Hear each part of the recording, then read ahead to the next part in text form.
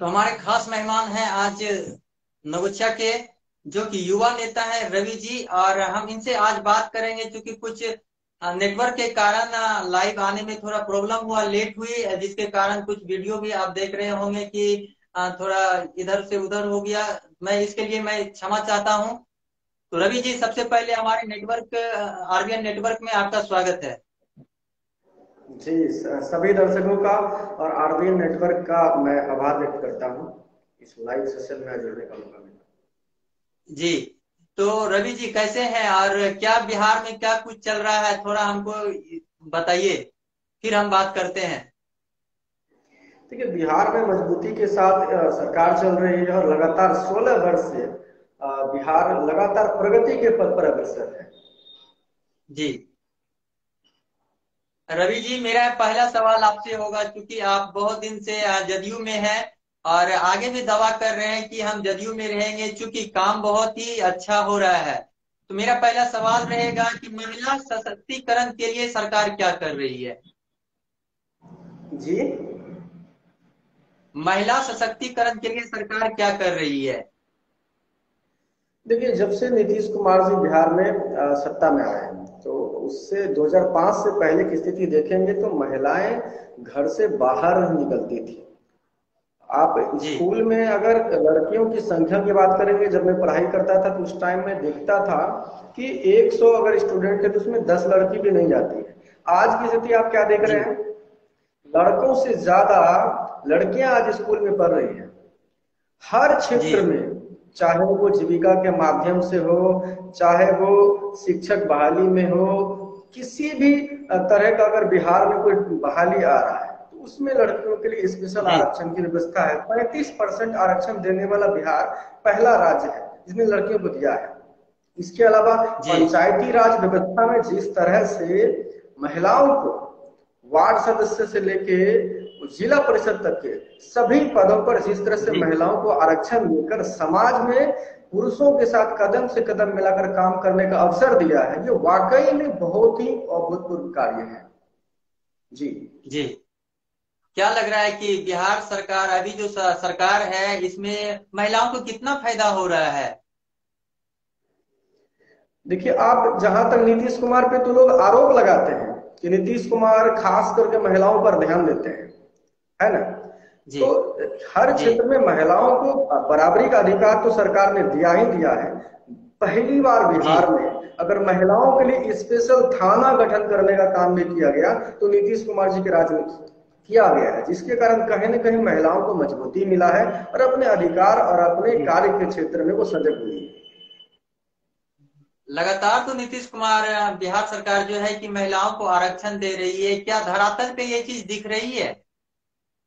निश्चित रूप से आप हर क्षेत्र में देख सकते हैं, महिलाओं को जिस तरह से आरक्षण मिला है इसका लाभ महिलाएं ले रही है। चाहे आप शिक्षक बहाली में देखे हो, चाहे आप बिहार पुलिस के वैकेंसी में देखे हो, या फिर पंचायती राज में, महिलाएं तो कदम से कदम मिलाकर चल ही रही है। जी, सरकार की लॉ एंड ऑर्डर क्या है रवि जी। देखिए, ये सुशासन की सरकार है, 0% टॉलरेंस है। ना ही हम किसी को फंसाते हैं, ना ही हम किसी को बचाते हैं। देखिए, अपराध होना ये तो कोई नहीं रोक सकता। जी ये राम राज की कल्पना लोकतंत्र में असंभव है। लेकिन नीतीश जी कुमार के शासनकाल में अपराधियों पर नकेल कसने का काम लगातार किया गया है, चाहे अपराधी कोई भी। जी अब मैं रवि जी आपसे जानना चाहूंगा कि बिहार सरकार जो है 7 निश्चय योजना लागू किया है। जी, 7 निश्चय योजना के तहत कितना विकास हुई है। जी, देखिए, 7 निश्चय योजना में अलग अलग 7 निश्चय हैं, जिसमें आर्थिक हल, युवाओं को बल है, नली गली है, बिजली है, इस तरह से टोटल मिला के 7 निश्चय हैं। पहली जी बार लोगों के आंगन तक पक्की सड़क पहुंची है नीतीश कुमार जी के शासनकाल में। इसकी कल्पना भी किसी ने नहीं की होगी। पहले जो मुख्य सड़क हुआ जी करती थी, पहले वहां भी ठेलों पर कीचड़ हुआ करता था। लोग गांव से बाजार जाने के बारे में सोचते थे, ये परिस्थितियां थी। और आज लोगों के आंगन तक सड़क पहुंच चुकी है। बिजली के क्षेत्र में बात करें, एक जमाना था महीनों जी बिजली कट जाती थी, एक जमाना था कि जी फेज जोड़ने के लिए और ट्रांसफार्मर ठीक करवाने के लिए भी लोगों को चंदा करना पड़ता था। ये नीतीश कुमार का ही देन है कि बिहार में लगातार 20 से 22 घंटे तक बिजली मिल रही है। निश्चित रूप से ये सात जी निश्चय का देन है। और आज जो आप मुद्दा जिस तरह का विषय आप रखे हैं उस पर मैंने विस्तृत रिपोर्ट आज तैयार करके रखा है। आर्थिक हल युवाओं को बल को लेकर सरकार ने क्या काम किया है, आज निश्चित रूप से उससे जी संबंधित जितने भी सवाल होंगे मैं आपको आंकड़ों के साथ जवाब दूंगा। जी। तो जी सरकार अभी क्या चल रही है आपकी सरकार में, जो है कि कभी जदयू की नेता बीजेपी पे प्रत्यारोप लगाती है, कभी बीजेपी की सरकार नेता जो है कि जदयू पे प्रत्यारोप लगाती है, तो क्या कुछ ये जबरदस्ती का गठबंधन है या फिर इसी तरह चल रहा है? देखिए, हमारा गठबंधन है, हमारा भाजपा के साथ तो विलय नहीं हुआ है। दोनों ही पार्टी की अपनी अपनी विचारधारा है, दोनों ही पार्टी की अपनी अपनी नीति है। और जब भी गठबंधन होता है आपस में सामंजस्य बैठाकर ही काम किया जाता है। कुछ चीजें होगी जो भाजपा से हमारी मेल नहीं खाती होगी और कुछ हमारी चीजें जो उनको मेल नहीं खाती होगी। फिर भी मैं इतना दावे के साथ कह सकता हूं कि लगातार बिहार में सरकार भाजपा जदयू के बीच में चल रही है और 2025 तक हमारी सरकार आराम से चलेगी, इसमें कहीं कोई शंका नहीं है। अब छोटे मोटे वाद विवाद तो घर में हो जाते हैं, ये तो राजनीति है। जी। जी आप बोल रहे हैं कि बिहार में लॉ एंड ऑर्डर का ये बहुत ही अच्छा प्रक्रिया चल रहा है, लेकिन बिहार में अभी सुशासन के राज में तो अफसरशाही बहुत ही ज्यादा बढ़ चुका है। हमारी आवाज जा रही देखिए, है? बिहार इकलौता ऐसा राज्य है, बिहार इकलौता ऐसा राज्य है जहां लोक शिकायत अधिकार अधिनियम जैसा कानून है, जहां हर नागरिक अपने अधिकार का उपयोग करके किसी भी भ्रष्ट पदाधिकारी को कटघरे में खड़ा कर सकता है, किसी भी भ्रष्ट पदाधिकारी को सबक सिखा सकता है। तो सरकार ने पूरी तैयारी कर रखी है, सरकार ने जनता के हित में सारे कार्य किए हैं। कहीं ना कहीं जनता को जागरूक होने की जरूरत है। भ्रष्टाचार में अकेले आप अगर कहेंगे कि सिर्फ ऑफिसर या पदाधिकारी ही इन्वॉल्व है और जनता इसके लिए रिस्पॉन्सिबल नहीं है, ऐसा नहीं है। कहीं ना कहीं हम लोग लापरवाही बरतते हैं, कहीं ना कहीं हम खुद जागरूक नहीं है। अगर हम जागरूक रहेंगे और सरकार ने, नीतीश कुमार जी ने जो अधिकार हमें दिया है, जो पावर हमको दिया है, अगर इस पावर का इस्तेमाल हम जी करेंगे तो निश्चित रूप से पदाधिकारियों पर नकेल कसी जाएगी, पहली बात। दूसरी बात, बिहार ऐसा जी राज्य है जहां नीतीश कुमार ने जनता दरबार लगाकर आम लोगों की समस्याओं को समाधान करने का काम किया है। आप देखेंगे स्वयं जी बिहार के मुख्यमंत्री नीतीश कुमार जनता से हर सोमवार को मिलते हैं और एक एक समस्या को सुनते हैं और उसका समाधान करने का प्रयास करते हैं। तो सरकार तो अपने लेवल पे भ्रष्टाचार को दूर करने का प्रयास कर ही रही है, लेकिन कहीं ना कहीं हम लोगों को भी जागरूक होने की जरूरत है। जी जी जी, बिल्कुल बात आपने सही कहा। जब तक जनता जागरूक नहीं होगी तब तक ये समाज नहीं सुधर सकता है। लेकिन लगातार नीतीश कुमार जो है कि समाज सुधार अभियान को लेकर के चल रहे हैं। सभी जिला में जो है कि वो समाज सुधार अभियान चला रहे हैं, चाहे बाल विवाह हो या फिर दहेज को लेकर के, शराबबंदी को लेकर के। लेकिन शराबबंदी की अगर बात की जाए तो बिहार में तो पहले तो शराब खरीदने के लिए दुकान जाना पड़ता था, और अभी तो होम डिलीवरी हो रही है। जी। देखिए, इस चीज के बारे में मैं क्लियर कट में बात करता हूँ। मैं मीडिया पे आरोप तो नहीं लगा रहा हूँ, लेकिन मीडिया कहीं ना कहीं फोकस सिर्फ इन चीजों पे करती है कि शराबबंदी के बाद शराब कहाँ बिक रहा है, शराब लोग कहाँ पी रहे हैं। मीडिया को इन चीजों का भी रिपोर्ट दिखाना चाहिए कि शराबबंदी के बाद बिहार में फायदा क्या हुआ है। शराबबंदी के बाद जी जिस तरह से पहले चौक चौराहों पर हुड़दंग हुआ करता था, शराबी लोग शराब पी के चौक चौराहों पर जो है नौटंकी करते थे, तो उसके डर जी से महिलाएं सड़क पर जाती नहीं थी। हर रिक्शा वाला, जी हर सब्जी वाला, उस टाइम में ठेला वाला शराब पीता था, 100-200 रुपये कमाता था, उसमें से शराब ही पी जाता था, तो परिवार की चिंता कोई नहीं करता था। आज की तारीख में अगर आप देखेंगे जी तो रिक्शा चालक, ठेला वाला, जो गरीब आदमी है वो शराब नहीं पी रहा है। शराब आज की तारीख में कौन पी रहे हैं? जो गलत कार्य कर रहे हैं, जिनके पास अनाप शनाप पैसा है, वो लोग पी रहे हैं। अब एक सवाल मैं आप ही से पूछना चाहता हूँ, आर्म्स एक्ट कानून को तो आप जानते हैं, अवैध हथियार रखना जी गुनाह है निश्चित रूप से। फिर भी सिर्फ बिहार ही नहीं, देश के हर राज्य में और हर गांव में कहीं न कहीं लोग अवैध हथियार रखते हैं। तो क्या आर्म्स एक्ट कानून गलत है? क्या आर्म्स एक्ट कानून को हटा देना चाहिए या फिर उसको मजबूती से लागू करना चाहिए? तो कानून बना है तो टूटेगा, इसकी कोई गारंटी नहीं ले सकता कि कानून कभी नहीं टूटेगा। लेकिन नीतीश सरकार प्रतिबद्ध है, आज न कल बिहार में शराब पीने वाले, शराब बेचने वाले लोगों को खदेड़ा जाएगा और सबक सिखाने का काम सरकार कर रही है और आगे भी करेगी। जब तक ये लोग नहीं सुधरेंगे, नीतीश कुमार जी अपने अभियान को लगातार तेज गति से चलाते रहेंगे। जी जी जी, बिल्कुल बात सही है। लेकिन मैं ये कहना चाह रहा हूँ कि ऐसा कोई भी नेता, बहुत ही कम नेता होंगे जो कि शराब नहीं पीते होंगे, या कोई भी पदाधिकारी होंगे जो कि शराब, बहुत सारे ऐसे पदाधिकारी भी हैं जो कि शराब का सेवन करते हैं, और बहुत ऐसे नेता भी हैं जो कि वो भी शराब का सेवन करते हैं। क्या कहना चाहेंगे इसमें आप? देखिए, ये तो देखिए, शराबबंदी कोई योजना नहीं है, ये समाज सुधार अभियान है। और समाज सुधार की जिम्मेदारी अकेले सरकार की नहीं होती। समाज सुधार की जिम्मेदारी सरकार के साथ साथ आम जनता की भी होती है। ये हमारी सोच पे निर्भर करता है। सरकार तो कह रही है कि शराब पीने से आपके परिवार को नुकसान है, आपके शरीर को नुकसान है, बिहार को नुकसान है, ये तो सरकार कह रही है। इसके बावजूद यदि कुछ लोग पी रहे हैं तो वो अपने परिवार के दुश्मन हैं। जो लोग इसके बावजूद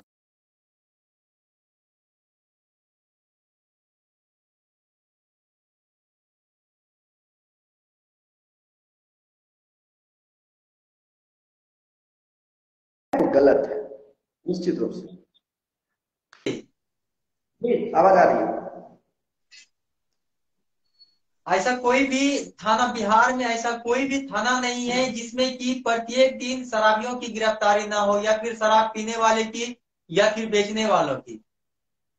तो सरकार जी ऐसा क्यों नहीं देखिए, कर रही है कि सभी बॉर्डर को ही सील कर दे, और शराब को लेकर के कुछ ऐसा कानून बनाए कि किसी भी बॉर्डर से पार नहीं हो सके शराब?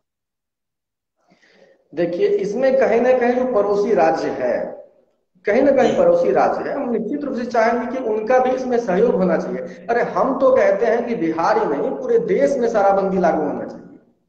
जी केंद्र सरकार को भी इसके बारे में सोचना चाहिए। गांधी जी ने कहा था, शराब सिर्फ व्यक्ति के शरीर को नुकसान नहीं पहुंचाता है, उसके मन, जी उसमें आत्मा को भी दूषित कर देता है। शराबबंदी तो पूरे देश में होना चाहिए। बगल के जो राज्य हैं, कहीं ना कहीं वहां के माफिया बिहार में शराब भेजने का काम करते हैं, और आप लोग देख रहे हैं करोड़ों रुपए का दारू, करोड़ों रुपए का शराब पकड़ा जा रहा है। आपको याद होगा, 2 व्यक्ति को जो बाहर के थे, दूसरे राज्य के, उनको फांसी की सजा बिहार में सुनाई गई है। तो सरकार तो प्रतिबद्ध है, सजा दे रही है। और मैं बार बार कह रहा हूं, जब तक नीतीश कुमार इस शराबबंदी अभियान को सफल नहीं कर देते हैं, तब तक नीतीश कुमार रुकने वाले नहीं। मैं इस चीज का विरोध करता हूं कि मात्र बिहार में सिर्फ 2 ही व्यक्ति को फांसी की सजा सुनाई है, या फिर 5 साल की सजा सुनाई है। बिहार में क्या वो सिर्फ 1 बोतल शराब से पकड़ाए हुए थे। वो कोई आतंकी नहीं थे जो कि उनको फांसी की सजा सुनाई गई, जबकि ट्रकों की ट्रक यहाँ पे शराब पकड़ी जा रही है। देखिए श्रीमान, मैं आपको बता दूं, जिन 2 लोगों को फांसी सुनाई गई है, 1 बोतल शराब नहीं, आप खबर को फिर से चेक कर लीजिएगा। वो लोग बड़े माफिया थे, बिहार में करोड़ों का माल डिलीवर करते थे। उन लोगों को फांसी सुनाई गई है, कोई आम आदमी को फांसी की सजा नहीं सुनाई गई। उस खबर को मैंने पूरी तरह से पढ़ा है। वो बहुत बड़े डीलर थे, उन्हीं को पकड़ के बिहार में लाया गया और उनको सजा सुनाया गया। जी जी, आप नगोचिया में देख रहे हैं कि हर एक थाना में, चाहे कोई भी थाना रहे, पुलिस जिला नगोचिया में प्रत्येक दिन शराबियों की पकड़ाते हैं शराबी, या फिर बनाने वाले, बेचने वाले। आपके जो यशस्वी मुख्यमंत्री हैं, उनके गिरी ग्राम नालंदा में भी कई लोग भी मर चुके हैं शराब पीने से, जहरीली शराब पीने से। तो सरकार इसमें कुछ नहीं बोल रही है। देखिए, जहरीली शराब और शराबबंदी में कोई संबंध नहीं है। मैं आपको इतना जरूर कहूंगा, आप उत्तर प्रदेश का रिकॉर्ड देख लीजिए, आप पश्चिम बंगाल का रिकॉर्ड देख लीजिए, आप छत्तीसगढ़ का रिकॉर्ड देख लीजिए, जहां शराबबंदी नहीं है वहां भी जहरीली शराब पी के लोग मर रहे हैं। ये तो कोई संबंध ही नहीं है। दूसरी बात है, जब बिहार में शराबबंदी है, शराब पीना अवैध है, तो निश्चित रूप से गलत तरह के शराब बिहार में मिलेंगे। लोगों को सोचना चाहिए कि बिहार में जब बैन है तो दूषित शराब, गलत शराब तो बिकेगा, नहीं पीना चाहिए। सरकार तो कह रही है, आपको डॉक्टर कह रहा है कि ये चीजें नहीं खाइए, नहीं तो आपको नुकसान होगा। फिर भी अगर आप खाते हैं तो इसके बावजूद आप डॉक्टर को दोषी ठहराएंगे, कहीं ना कहीं खुद भी सोचना चाहिए। अगर अपने परिवार की चिंता है, अपने बच्चों की चिंता है, तो लोगों को शराब से दूर हो जाना चाहिए। जी बिल्कुल। अब रवि जी, मेरा एक सवाल है। बिहार सरकार जो है कि स्टूडेंट के लिए कुछ ऐसा क्या ये लाया हुआ था, स्टूडेंट क्रेडिट कार्ड, इसमें सभी विद्यार्थियों को क्या लाभ मिल पा रहा है? देखिए, इससे संबंधित आज मैं विस्तृत आपको जानकारी में, जो कि मैंने रिपोर्ट जो तैयार किया है, जो रिसर्च मैंने किया है, अब तक जो कार्य बिहार में हुआ है स्टूडेंट क्रेडिट कार्ड के क्षेत्र में, मैं इसके बारे में बताऊंगा। लेकिन जी सबसे पहले मैं ये बता दूं कि इस योजना की जरूरत बिहार में पड़ी ही क्यों, क्यों जी बिहार में स्टूडेंट क्रेडिट कार्ड योजना को लागू किया गया। आखिर ऐसी क्या परिस्थिति जी थी कि सरकार ने मैक्सिमम 4 लाख रुपए जैसे बड़े बजट को स्टूडेंट को देने की योजना बनाई। तो समझिए बात को। अगर आप देखेंगे, बिहार की आर्थिक स्थिति तो खराब है, यहाँ के ज्यादातर लोग जी किसान हैं, ज्यादातर मजदूर हैं, तो ये लोग अपने बच्चों को पढ़ा जी नहीं पाते हैं। इस वजह से बिहार का जो जी एजुकेशनल सिस्टम है, जो पढ़ाई लिखाई का जो हायर एजुकेशन के क्षेत्र में जो स्थिति है, वो काफी पीछे रहा है। तो इस जी वजह से आप देखेंगे 2005 के पहले या 2016 से पहले, जब से योजना लागू हुई, उसके पहले की बात करते हैं, तो अगर कोई गरीब जी आदमी, कोई किसान अगर ये सोचे कि हम अपने बच्चे को डिप्लोमा करवा देंगे, या अपने बच्चे को हम बीटेक की जी पढ़ाई पढ़ाई करवाएंगे, या मैनेजमेंट की पढ़ाई जी करवाएंगे, या मेडिकल की पढ़ाई करवाएंगे, ये एक गरीब आदमी जी सोच भी नहीं सकता था। एक आम आदमी ये सोच भी नहीं सकता था। और अगर एक गरीब आदमी अपने बच्चे को पढ़ाने की जिद कर ले, तो महाजन से जी कर्ज लेना पड़ता था, जमीन गिरवी रखना जी पड़ता था, जमीन बेचना पड़ता था, महिलाएं अपनी आभूषण जी बेच देती थी, लोग गाय भैंस तक बेच जी देते थे अपने बच्चों की पढ़ाई के। और अगर वो बैंक से लोन लेना चाहे, तो आपको पता है कि बैंक में लोन आम इंसान को नहीं मिलता है। जिनके पास जी जमीन जायदाद हो, जिनके पास बड़ा घर हो, जिनके पास गारंटर हो, उन्हीं लोगों को बैंक लोन देती है। इस परिस्थिति के वजह जी से बिहार के बच्चे पढ़ाई नहीं करते थे। आपको बात करते हैं बिहार की परिस्थिति क्या थी। तो बिहार में इंटर के बाद हायर एजुकेशन के क्षेत्र में बात करें, जिसको ग्रॉस जी इनरोलमेंट रेशियो बोलते हैं, वो है जी 13.9%। यानी कि इंटर के बाद जी पढ़ाई छूट जाती थी, जबकि जी राष्ट्रीय औसत है 24%। और नीतीश कुमार ने स्टूडेंट क्रेडिट कार्ड योजना लागू कर इसको 30% तक लाने का लक्ष्य रखा है। और यही वजह है कि गरीब जी का बच्चा भी अब इंजीनियर बनेगा, गरीब का बच्चा भी अब मेडिकल का कोर्स करेगा, गरीब का बच्चा भी मैनेजमेंट का कोर्स करेगा। तो बिहार सरकार ने ड्रीम प्रोजेक्ट को लागू किया, और बिहार देश का इकलौता ऐसा राज्य है जिसने इस स्कीम को 2016 में लागू किया। आज बिहार पथ प्रदर्शक है। पश्चिम बंगाल ने पिछले साल स्टूडेंट क्रेडिट कार्ड को लागू किया, बिहार सरकार से सीख जी लेके और बिहार सरकार की इस प्रोजेक्ट को समझ के उन्होंने अपने राज्य में लागू किया।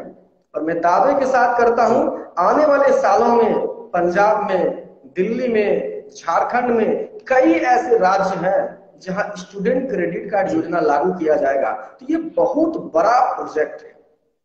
तो सरकार ने गरीब छात्रों के लिए योजना लागू किया। पहली बात, सरकार ने मैक्सिमम 4 लाख रुपए देने का लक्ष्य रखा सभी छात्र छात्राओं को। जी इसमें कोई जाति नहीं है, कोई धर्म नहीं है, कोई आय की स्थिति वाली बात नहीं है, कोई भी इंसान इस योजना जी का लाभ ले सकता है। इस राशि की गारंटर जी खुद बिहार सरकार है स्वयं। ये मैं जानकारी के लिए बता दूं, हमारे दर्शकों को मैं बता दूं, डरने की जरूरत नहीं है। इस राशि की गारंटर खुद बिहार सरकार है, पहली बात। दूसरी बात, नीतीश कुमार ने साफ कर दिया है कि जब तक जॉब नहीं होगा, जब तक आय की स्थिति नहीं होगी, जी तब तक पैसा जी वापस नहीं लिया जाएगा। और अगर बच्चे का जी जॉब नहीं हुआ, ये राशि माफ कर दी जाएगी।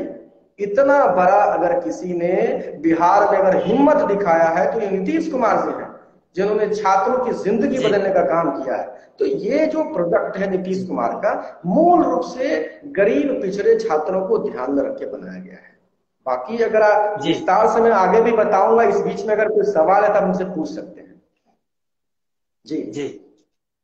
क्या क्या लाभ मिल रहा है ग्रामीण क्षेत्रों के बच्चों को, क्या लाभ मिल रहा है इस योजना से? जी जी। इस योजना का मैं बता दूं पूरा विस्तार से।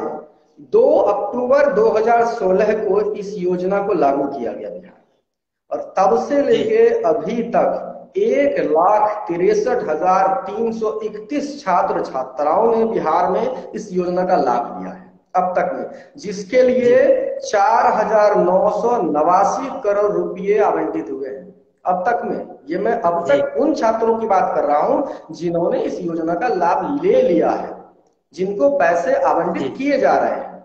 और इस बार जी शिक्षा का बजट कितना बड़ा है पूरे बिहार में देखा है।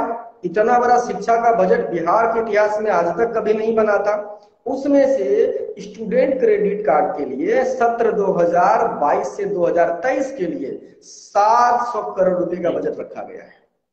पूरा बिहार देख रहा है जी 700 करोड़ का बजट। और ये राशि कितने स्टूडेंट के लिए है? ये राशि 17,000 से भी ज्यादा स्टूडेंट को लाभ देने का लक्ष्य रखा गया है। पहली बात है। जी अब देखिए, भागलपुर जिले की स्थिति में बता दूं आपको, अपने जिले की, क्योंकि आरबीएन नेटवर्क चैनल हमारा भागलपुर का एक उभरता हुआ चैनल है, तो हमारे दर्शक इसको देख रहे जी हैं और भागलपुर जिले में ये लोग जानना जी जरूर चाहेंगे कि यहाँ कितने बच्चों ने लाभ लिया है, किन किन योजनाओं में लाभ लिया जी है। तो मैं बता दूं, भागलपुर जिले में 2 अक्टूबर 2016 से लेकर आज की तारीख 9 मार्च तक में 7,159 बच्चों ने स्टूडेंट क्रेडिट कार्ड का लाभ लिया है। ये मैं जी विभागीय आंकड़ा बता रहा हूं जो मैंने आज वहां से प्राप्त किया है, उसके आधार पर मैं बता रहा हूं। 7,159 बच्चों का यहाँ पे पास हो चुका है। इसके लिए जी कितनी राशि आवंटित हो रही है? 123 करोड़ 70 लाख रुपए इन बच्चों के लिए राशि आवंटित की गई है। जी मामूली बात नहीं है, कई लोगों को पता नहीं होगा। 123 करोड़ 70 लाख की राशि इन बच्चों के लिए भागलपुर जिले में डीआरसीसी ने अलॉटमेंट किया है, जो जो दिया जा रहा है, जिसमें से 62 करोड़ रुपए की राशि अब तक जी कॉलेज में भेजी जा चुकी है। 123 करोड़ 70 लाख में 62 करोड़ रुपए की राशि कॉलेज को दी जा चुकी है। क्योंकि ये हर ईयर प्रति वर्ष कॉलेज को दिया जाता है, तो अगले वर्ष भी दिया जाएगा। तो जी इस तरह से ये काम हुआ है। दूसरा, एक और योजना है स्वयं सहायता भत्ता योजना, जिसमें कि जिसकी जी आयु 25 वर्ष से कम है और इंटर के बाद अगर पढ़ाई नहीं करनी है, लोग जॉब की तलाश में है, लोग ट्यूशन पढ़ रहे हैं, रेलवे की तैयारी कर रहे हैं, बैंक की तैयारी कर रहे हैं, फॉर्म भर रहे हैं, उन्हें पैसे की दिक्कत होती है, सरकार ने ऐसे छात्रों के लिए 24 महीने जी तक 1,000 रुपये प्रति माह देने का लक्ष्य रखा था। और अब तक भागलपुर जिले में 11,920 बच्चों को स्वयं सहायता भत्ता योजना जी की राशि दी जा चुकी है। और इसके लिए जी कितनी राशि आवंटित हुई है? 13 करोड़ 82 लाख रुपए अब तक में बांटी जा चुकी है भागलपुर जिले में। ये एक बहुत बड़ा कार्य है जी और दर्शकों को समझना होगा, ये बहुत बड़ा ड्रीम प्रोजेक्ट है। आपके जिले में इतने करोड़ रुपए की राशि दी जा रही है। एक और योजना है जी कुशल युवा प्रोग्राम। आप जानते होंगे हर ब्लॉक में 2 या 3 सेंटर है जहां पे फ्री ऑफ कॉस्ट जी 3 महीने तक बच्चों को कंप्यूटर की शिक्षा दी जाती है। बिहार पहला राज्य है जहां ऐसी जी योजनाएं चल रही है। भागलपुर जिले में 38,072 छात्र छात्राएं कुशल युवा प्रोग्राम के माध्यम से कंप्यूटर कोर्स कर चुकी है। ये इतना जी बड़ा जो अपने जिले का कार्य है स्टूडेंट क्रेडिट कार्ड के क्षेत्र में, ये कार्य हुआ है। और इस योजना को लेना बहुत आसान है। इस योजना जी में किसी भी तरह का कोई भ्रष्टाचार की बात करेंगे तो मुझे नहीं लगता कि इस योजना में भ्रष्टाचार संभव है, क्योंकि इतना हाईटेक सिस्टम रखा गया है कि बहुत आसानी से बच्चों को लाभ मिल रहा है। आप लोगों ने खबर देखा होगा जनता दरबार में, जिसमें एक बच्चा कह रहा था कि स्टूडेंट क्रेडिट कार्ड से पढ़े और बैंक अब ज्यादा पैसा मांग रहा है। हाल ही में आप लोगों ने जी देखा होगा, कुछ मीडिया ने सवाल भी हमसे जी किया था पर्सनल में। तो मैं बता दूं ऐसा क्यों हुआ था। 2016 में यह कार्य बिहार के बैंकों को दिया गया था। बैंक की जिम्मेदारी थी, जी सरकार ने अपने अंडरस्टैंडिंग पे ये काम बैंक को सौंपा, लेकिन बैंक लापरवाही जी कर रहा था, बैंक गड़बड़ी कर रहा था। तो 2018 जी में बिहार सरकार ने बैंक से नाता तोड़ लिया और शिक्षा वित्त निगम का गठन कर दिया, जो हर डीआरसीसी के में उसका एक ऑफिस है, और शिक्षा वित्त निगम का सिर्फ एक ही काम है, बच्चों को स्टूडेंट जी क्रेडिट कार्ड की राशि प्रदान की जाए। ये सुधार बिहार सरकार ने जी कर लिया और अब कहीं कोई समस्या नहीं हो रही है। दूसरी बात है, जी 2019 से पहले कॉलेज की लिस्टिंग नहीं की गई थी, तो बच्चे बी ग्रेड में, सी ग्रेड में, अलग तरह तरह के कॉलेज में एडमिशन करवा रहे थे। तो सरकार को लगा कि जी कहीं ना कहीं पैसा बर्बाद हो रहा है। तो 2019 जी में सरकार ने क्या किया, सरकार ने एक रूल बनाया, बिहार से बाहर जो बच्चे पढ़ने जाएंगे, नैक ए ग्रेड कॉलेज जी में पढ़ेंगे तो पैसा देंगे, एनआईआरएफ जी या एनबीए अप्रूव्ड कॉलेज में पढ़ेंगे तो सरकार पैसा देगी। अगर इसके अलावा किसी भी अन्य कॉलेज में नामांकन कराया गया तो सरकार पैसा नहीं देगी। तो ये एक बहुत बड़ा डिसीजन था। जी इसके बाद जो आज की तारीख में बच्चे पढ़ रहे हैं वो देश के टॉप टॉप कॉलेज में पढ़ाई कर रहे हैं, जहां सरकार पैसा दे रही है। और बिहार में भी सरकार ने अपने कॉलेज को लिस्टिंग किया, जहां फैकल्टी अच्छे हैं, जहां कैंपस अच्छा है, जहां हॉस्टल अच्छे हैं, जी सिर्फ उन्हीं कॉलेज में पैसा दिया जा रहा है। तो मैं इतना दावे के साथ जरूर कह सकता हूं कि आने वाले भविष्य में बिहार के बच्चे देश ही नहीं पूरी दुनिया में अपना नाम करेंगे। नीतीश कुमार ने इस क्षेत्र में बहुत बड़ी लकीर खींची है, जिस लकीर को मिटाना असंभव है। जी जी बिल्कुल आपने सही कहा, लेकिन मैं ये कहना चाह रहा हूं कि आप सारा चीज दे दिए, लेकिन फिर भी बिहार के छात्र बाहर क्यों जा रहे हैं, पलायन क्यों कर रहे हैं, दूसरे राज्य में जाकर के जॉब कर रहे हैं, प्राइवेट जॉब कर रहे हैं, ऐसा क्यों हो रहा है? देखिए, अब जॉब की जहां तक बात करते हैं, ये तो अखंड भारत है, और अखंड भारत है, भारत एक गणराज्य है और संविधान में आजादी दी गई है। अगर किसी बिहारी छात्र में एक काबिलियत है, वो अपनी काबिलियत किसी दूसरे राज्य में जाकर दिखा सके, अमेरिका में जाकर दिखा सके, किसी अन्य देश में जाकर दिखा सके, इसमें कोई दो राय नहीं है। ये तो खुशी की बात है कि हमारे बच्चों के दम पे कई राज्यों में काम चल रहा है। हाँ, ये जरूर मैं कहूंगा कि बिहार में भी अच्छे अच्छे कॉलेज खुलने चाहिए, अच्छी अच्छी औद्योगिक फैक्ट्री लगनी चाहिए। लेकिन आप ये जरूर देखिए कि 2005 के पहले बिहार की स्थिति इतनी खराब थी कि नीतीश कुमार को वहां से यहां लाने में बहुत मुश्किल का सामना करना पड़ा। लालू जी के समय में झारखंड हमारे साथ था, इंडस्ट्री हमारे साथ थी, जी संसाधन हमारे साथ था, उन्होंने कोई कार्य नहीं किया। और जब नीतीश कुमार जी बिहार की सत्ता में आए तो बिहार में क्या बचा हुआ था, सिर्फ बालू, खेत। तो इसके बाद भी अगर नीतीश कुमार ने यहां तक का सफर तय किया है, ये मामूली बात नहीं है। लेकिन अब उद्योग के क्षेत्र में बिहार आगे बढ़ रहा है। माननीय मंत्री शाहनवाज हुसैन जी के नेतृत्व में बिहार में नए नए उद्योग लगाने का कार्य प्रारंभ कर दिया गया है। तो ये एक बहुत बड़ी बात है। जी बात सही है आपकी, बात मैं आप जो बोले बिल्कुल सही बात है, लेकिन आपकी सरकार जो है 15 से 20 साल चलने को है, और जितने भी पुराने फैक्ट्रियां थी वो तो बंद है अभी भी, उसको अगर चालू कर दिया जाए तो मुझे लगता है कि बिहार के युवा जो है उनको दूसरे राज्य में जाने की कोई जरूरत ही नहीं है। सर, एक बात मैं बताना चाहूंगा, एक रिपोर्ट में अभी आपको बताऊंगा बिहार में बेरोजगारी क्यों है, उत्तर प्रदेश में बेरोजगारी क्यों है, इसके बारे में बताना चाहूंगा। तो मैं पहले बता दूं, आपने कभी नहीं देखा होगा कि केरल में बच्चे स्ट्राइक कर रहे हैं, कभी नहीं देखा जी होगा कि तमिलनाडु में, केरल में, आंध्र प्रदेश के बच्चे स्ट्राइक कर रहे हैं, ट्रेन को रोक रहे हैं, पटरी उखाड़ रहे हैं, ट्रेन जला रहे हैं। ये चीजें नहीं देखी होगी। आप कहाँ देख रहे हैं, जी बिहार में। आप कहाँ देख रहे हैं, उत्तर प्रदेश में। आप कहाँ देख रहे हैं, झारखंड क्यों में। आप कहाँ देख रहे हैं, बिहार उड़ीसा में में। तो बिहार में छात्रों के मन में सरकार के खिलाफ आक्रोश क्यों है? जी जी, मैं अभी, मेरा जवाब तो पूरा होने दीजिए, मैं जवाब दे रहा हूं, इन चीजों को समझिए। जी देखिए, बिहार के जो बच्चे हैं, उत्तर प्रदेश के बच्चे हैं, झारखंड के बच्चे हैं, इनको क्या करना है, इनको पढ़ाई के क्षेत्र में क्या करना है, इसके प्रति जागरूकता का अभाव है। सरकार बार बार कोशिश कर रही है। अब देखिए समस्या क्या है, बिहार में 70% से ज्यादा बच्चे आर्ट्स की पढ़ाई कर रहे हैं, हिस्ट्री की पढ़ाई कर रहे हैं। मैं यूं ही नहीं बोल रहा, पूरा आंकड़ा मैं बताऊंगा। आर्ट्स की पढ़ाई कर रहे हैं। 16.3% ऐसे बच्चे हैं जो साइंस की पढ़ाई करते हैं। कॉमर्स के बच्चे 8 से 10% है बिहार में, और 5% से भी कम बच्चे हैं जो टेक्निकल डिग्री ले रहे हैं। और आज के समय में अगर आप ये सोचते हैं कि आर्ट्स की पढ़ाई करने से, psychology, music, Hindi, social science को पढ़ने से आपको कहीं कुछ मिल जाएगा, तो वो जमाना अब चला गया।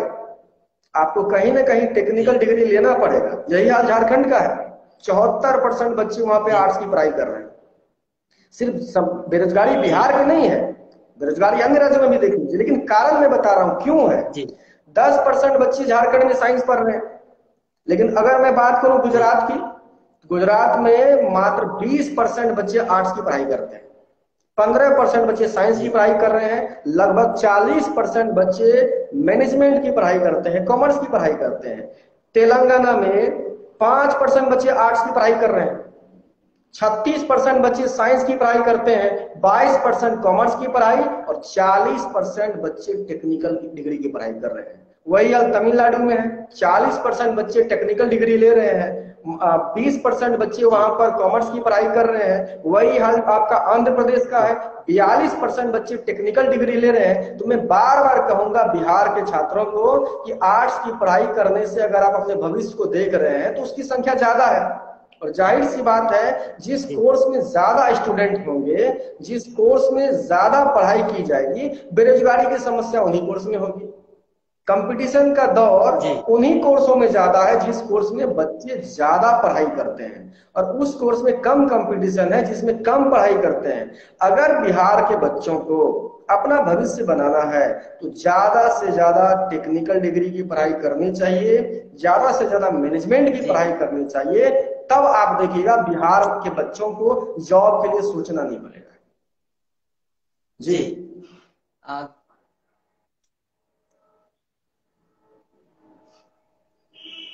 चलिए रवि जी, बहुत बहुत धन्यवाद आपका आरबीएन नेटवर्क में जुड़ने के लिए। फिर कभी मिलते हैं आरबीएन नेटवर्क में। तब तक के लिए इतना ही आज, चूंकि लाइट की समस्या आ रही है। नमस्कार। जी जी नमस्कार तमाम जनता जनार्दन और आरबीएन नेटवर्क को बहुत बहुत